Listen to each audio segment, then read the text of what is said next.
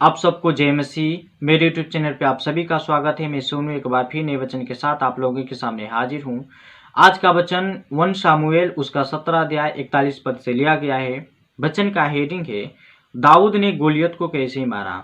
आज की इस वचन में जानेंगे कि जो परमेश्वर का भक्त, जो परमेश्वर का दास दाऊद था, जो परमेश्वर के डर भय में अपने जीवन को बिताने वाला एक धर्मी, एक अच्छा व्यक्ति था दाऊद, वही दाऊद ने गोलियत को कैसे मारा आज के इस वचन में जानेंगे। तो आते हैं आज के वचन पे।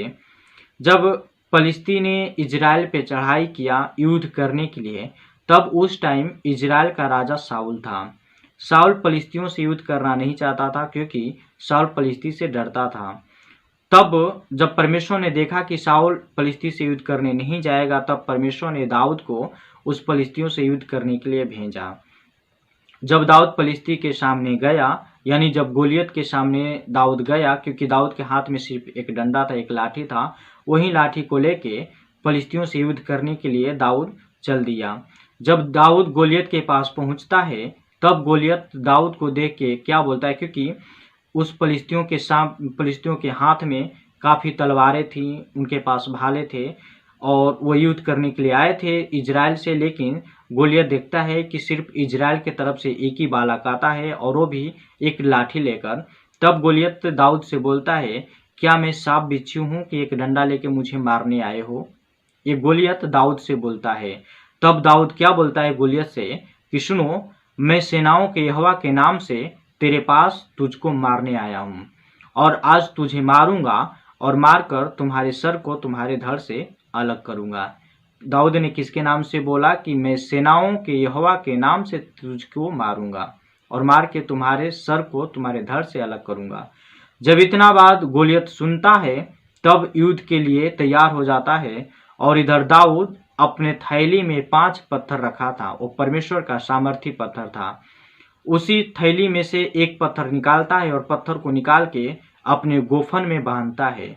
और गोफन में बांध के, हालांकि गोफन जो जिसको गुलेल बोलते हैं, क्योंकि बाइबल में गोफन नाम दिया गया है, लेकिन हम लोग गुलेल बोलते हैं। गुलेल ऐसा होता है कि जिसमें एक रबड़ के टाइप होता है और उसमें एक पत्थर बांधा जाता है और उस पत्थर को बांध के उस रबड़ को नचा के जब फेंकते हैं तो काफ़ी दूर जाता है और उससे लोग घायल भी हो जाते हैं।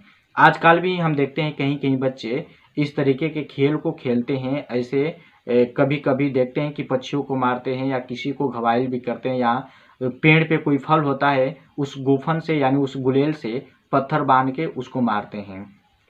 उसी प्रकार दाऊद भी अपने थैली में से एक पत्थर निकाला और पत्थर को निकाल के अपने गोफन में बांध दिया और गोफन में बांध के परमेश्वर के नाम से उस गोफन को नचा के फेंक दिया उस गोलियत के पास।